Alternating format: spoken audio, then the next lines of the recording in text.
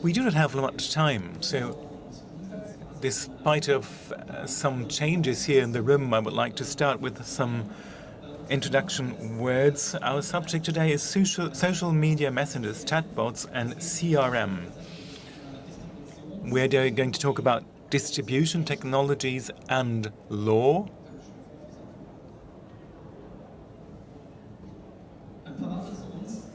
First of all, I would like to introduce ourselves. Katja, my colleague, and myself, we work in a law firm for technology law, not only rights. We deal with IT law and data protection.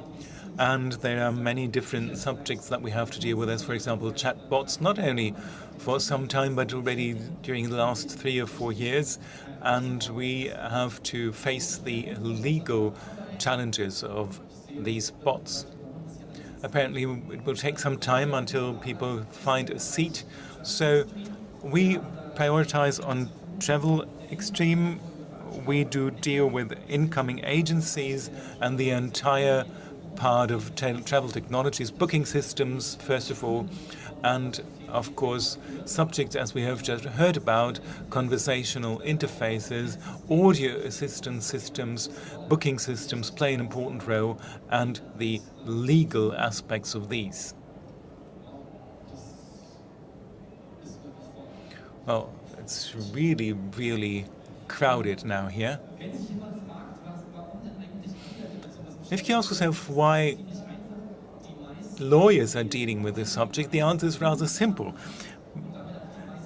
These apps have many data on their passengers. The travel industry has many data on the passengers, but also on health conditions, on your preferences with meals, your destinations you prefer, and then some transfer companies to gather these data, even for marketing as well. This is something that I am concentrating on, which is passenger tracking.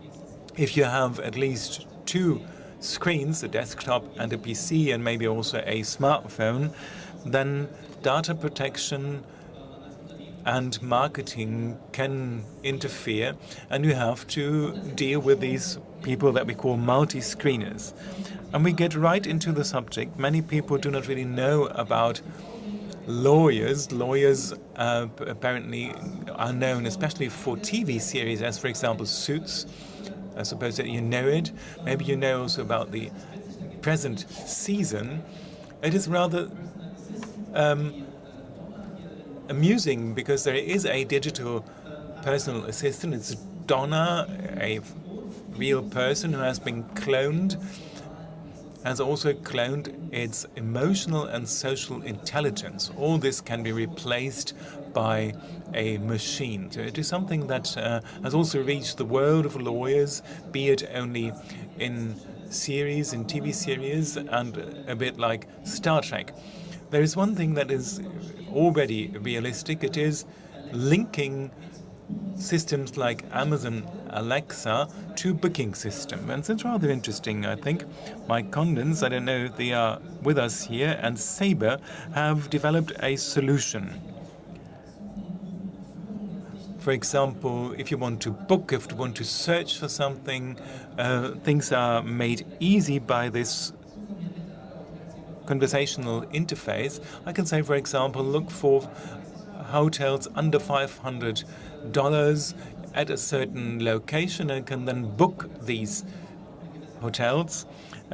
Booking is sometimes a challenge. TCI compliance is a challenge, but on the whole, this is working rather well, and it is an innovation that we also like to do. And this brings us directly to the legal framework. And I will continue with this question of legal frameworks.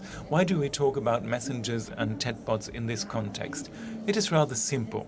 During the last months, during the last years even, there is a decrease in the utilization of social media. People use messengers for their private communication, also maybe commercial conversation. This is why it is so interesting for us. And of course, it also implies some legal legal obstacles. So what could be interesting for us in using messengers in a legal context? It is not always easy. Because whether you use, for example, Facebook Messenger, WhatsApp, or others, you should first of all have a look. Well, I have to give you another information. If you use it in a commercial context, you have to see first of all whether this is allowed concerning the general commercial conditions of the person offering the messenger. It is interesting to look at WhatsApp in this context, who have changed the general conditions last year. Until last year, it was only allowed to use WhatsApp for private purposes, and now they have sort of an interface to commercial use of it. It was not only a gray zone, it was really a black zone that we're dealing in. And now it's still gray after the change of their conditions, because there is no real authorization, official authorization for using WhatsApp as a commercial device. But they start to do it, and especially they want to push smaller companies to use WhatsApp as a commercial device and offer it. APIS, I've already been talking about it before, or using the program code of messenger systems. If you have to do it to use it as a commercial device for your company, this could be even a violation of license conditions. It is not the usual use of these messengers. There's one more interesting thing. If you want to use it in a commercial way, I think you also have to inform people what can be done with this messenger. Of course, you can gather many data, profile data, for example, in a Facebook Messenger, on communication. You can get information on communication, and where do these people store these data. This is also an information that can be important to know for you. And yet another point, I will talk about that later in my presentation, another point is commerce, advertisement and commerce in a messenger communication. If you do so, you should not hide it. You should not conceal it. And now we get to bots for messenger communication. Messenger, this is one side. There can be a real person behind a messenger. It can be also done completely in an automated way by a little robot. And this is what we have to deal with in our present world. And then there is the question, do you have to tell people that there is no person, no human being, but a machine or a robot dealing with your data? And in the German legal space, the Green Party or the CDU, the Conservative Party, are pleading for a duty, for an obligation to tell users that this is a machine, this is a bot, and no human being that is dealing with your data. Then also there's a question of commercial and competitive law. If you, for example, want to really book a hotel stay with the messenger, then it should be clear at some stage that you're not communicating with a human being. Now another legal aspect. Maybe you have heard about the bot for life. Apparently it was not a big success, at least not for Levu or Ashley Madison, which is a sort of partner finding agency. There as well, bots were used. And these bots did not always want something good. They also wanted to from time to time cheat, especially men, in showing very interesting profiles of young women. So it was a machine that was really cheating, and they probably had to tell that these were bots, but if they had to done that, then their business case would not have worked. But the responsibles for Levu were sued by a lawsuit because they cheated. They really cheated. It was fraud. It was telling people something that did not really exist. So there should have been information on the fact that these messengers or these systems were run by bots. This is a less delicate example. Mildred from Lufthansa, she's a little helper, helping us in communication, or can be also a person, for example, to help us to book a flight from Leipzig to New York. Probably not possible. Via Frankfurt, this might be possible. Or just get us the information. For example, do I have to pay an extra supplement for baggage, or is that included in the price? And then you can see here what were Mildred's answers. She could not really answer. She could not really help us. Or if the question was, I want to go on Easter from Berlin to Valencia. Well, you could think that Mildred knows what Easter is and when Easter is in 2017. No, she does not understand that. So these are certainly certain points where we have to ask ourselves whether the chatbot is really helpful, or is it also giving wrong information? This would be the case, for example, if we ask whether extra luggage has to be paid for, and Mildred doesn't give any answer. Does that mean that there are no extra costs, or what is it? So these are certainly difficulties for a system, for a voice system, and this has to be ameliorated. So I suppose that people will not really be redundant, human beings will not be redundant. We need sort of a control from a human being also to exclude risks of liability. Because who is liable? The person who is using the bot, which would be Lufthansa. If Lufthansa is using a bot, Lufthansa is certainly responsible, but maybe also the developer, the programmer. So we really have to follow the action of these bots and know who is responsible. This brings us to a second subject, a subject that you certainly know, advertisement with prices. If you use chatbots or messengers, this is still something that is used very much. I have taken this example here. Yesterday I looked for a hotel on booking.com here in Berlin. They are really kings of conversion optimization, and I looked at what do they do. And this is a good example because they do not comply by German competitive law. Here was a price down by 10 euros, and often these prices that are initially indicated have never been real prices, and this is against the law. There is no difference if you use it as a advertisement in social media or in a display network. The facts have to be true. The content has to be true. And if I use a chat system and I'm asked, are there any super offers now? And then somebody says, yes, their price is off by 77% in Berlin.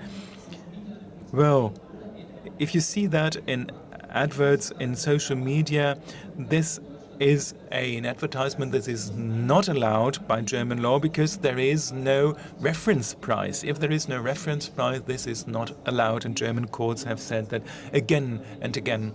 And we, as a law firm, we also deal against this form of advertisement.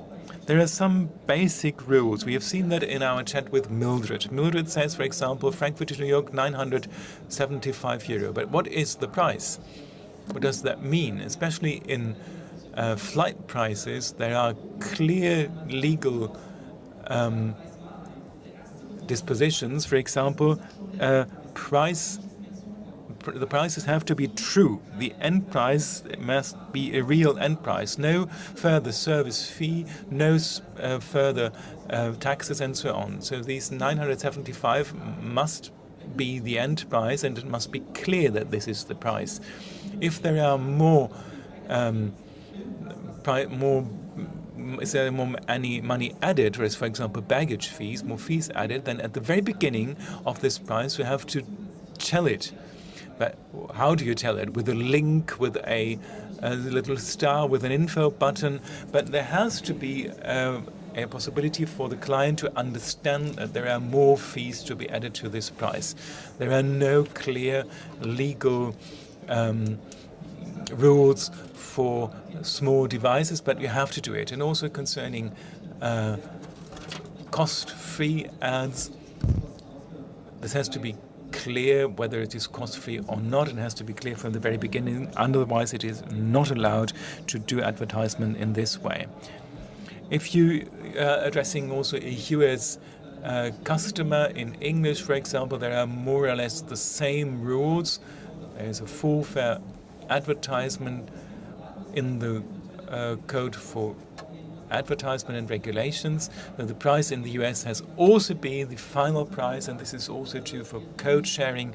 If Lufthansa says that we can bring you for 975 euros from Frankfurt to New York, and if it is not Lufthansa in the end, then they should have disclosed the code share from the very beginning. Concerning baggage fee, many things are not very clear in the US, and I think you have to be really, really very open, very transparent, even if the Trump administration has just dealt against transparency, for example, for people with a handicap. This brings us to other parts of competitive law or also travel law, especially in package holidays. A package holiday usually is something that you book as a complete package and you pay for the complete package. For example, for a tour in Spain, 1,500 euros, then this is under package holiday law. But I am not allowed, for example, to get the entire price paid before the law. And many people, especially using these portals, do not know about it. So look at it in detail. If you look at, for example, offers combining hotel and wellness, this would be, if you combine these two, a holiday package with certain law rules. Many people do not really know how things are really put into practice, but if you use several services for travel and you book them in one travel agency or with one operator, this means that this is a combined travel, and then the information duties are not the same as if you booked just one part of your travel. It is a travel package, and then you are also responsible for the success of this travel, and you have to document this, because the directive on holiday packages, for example, has a longer period of perenniation. So, if it is 2 years, you have to always ask yourself whether the general conditions have been accepted. We have to have an archive on that, and it is not always nice, especially as the limitation period is longer, the prescription period is longer. So maybe you should give to people who travel with you a little card where they do renounce any claims against you if it is not a holiday package. Another subject, at least as important as this one, is personalization. Personalization of your offer. Personalization is something rather en vogue at present, but it means that different people with different characteristics get different prices. You can also say that this is discrimination, but it is especially interesting if you change your point of view. There's been a test by Travel Reisen some time ago looking at price changes in flight bookings. And they saw that on mobile devices you have to pay more for the same flight. This might have to do something with cost device tracking, but it is also maybe that you think that those who use a mobile phone are willing to pay more. So Bild-Zeitung in German tabloids said people have to pay more than 160 Euro and Biz Travel said smartphones are an opportunity for higher margins. So it's a question of point of view, but you have to be very careful in discrimination and differentiation, because many people do not know that you must not differentiate according to sex, to race, to religion, or in Europe in European Union according to the country you come from. So the prices for somebody from Sweden, from the Netherlands, and from Germany, and from Great Britain for the moment have to be the same. I must not change the price on the basis of the origin and the IP of the person using it. The European Commission has started analysis on this. It is always difficult to prove, but you must have this in mind. And if you do this differentiation, you have to have some money put aside. After personalization, you have to also talk about data protection. Be it a messenger, a chatbot, or whatever, or other versions of client communication, one thing is important for you and for your client, and it's data. And you always have to think of data protection, because data means individuals, means human beings. Peter just said already that we get many information as users of a chatbot. Is it a man? Is it a woman? How old is he or she?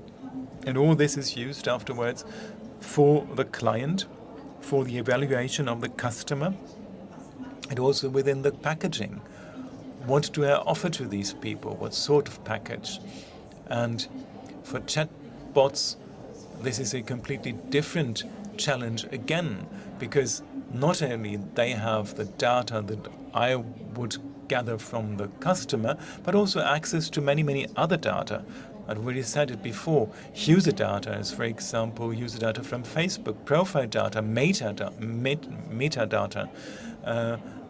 friends that I have openly in Facebook.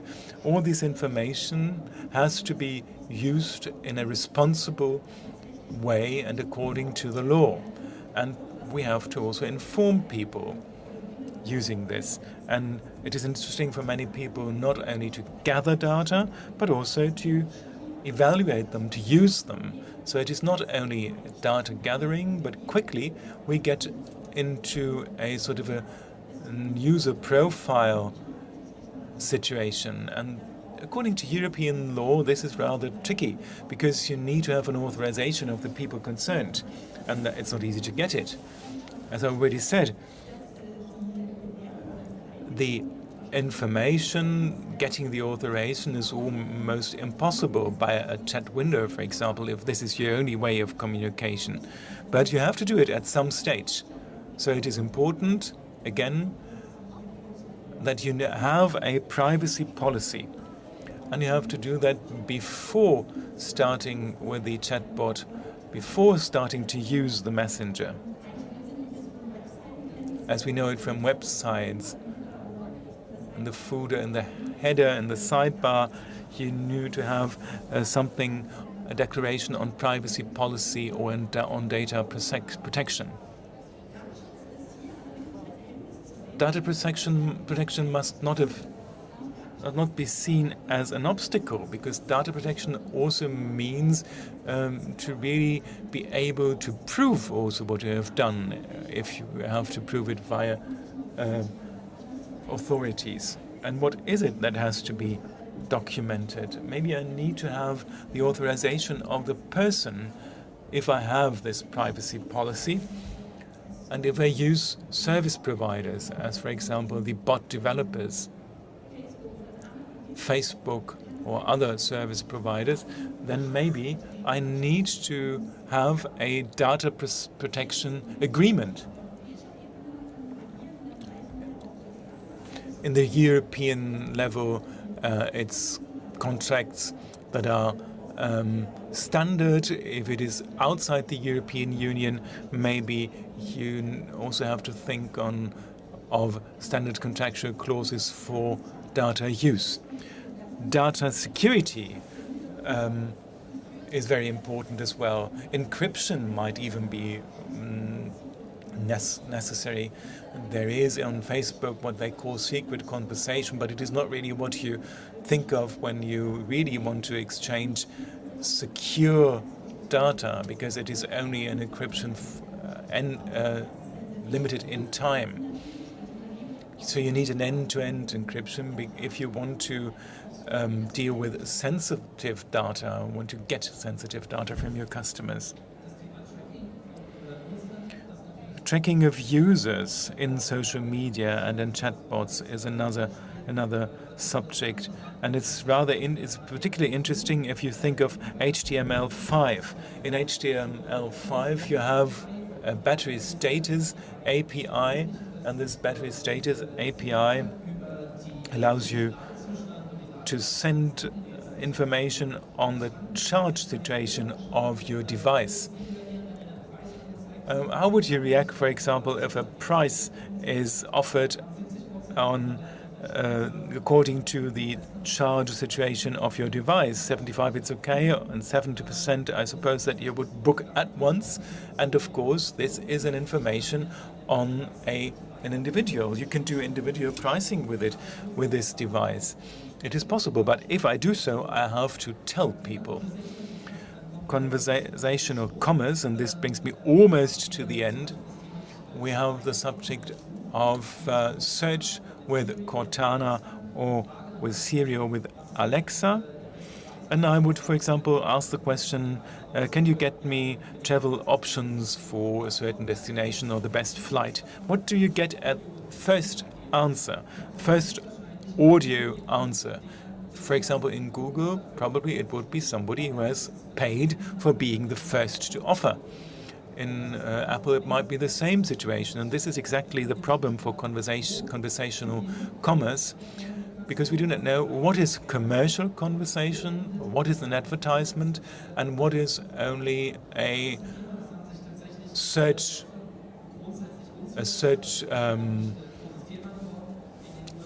situation. It has not been dealt with in Germany, but in the US. And they say if I have a search vertical in shopping and travel, in flying, in hotels, if I do that, I have to disclose in the same adequate volume and cadence to tell the listener, the audio listener, that this is advertisement. You have to think of this also, because the CTR will be more important in this context. If you do not say that this is advertisement, then this brings you always into the red zone. This was it. This is our team that we deal with. It's not suits, but almost, as you can see. If you have any questions later, we are in the eTravel Lab. Thank you very much for your attention.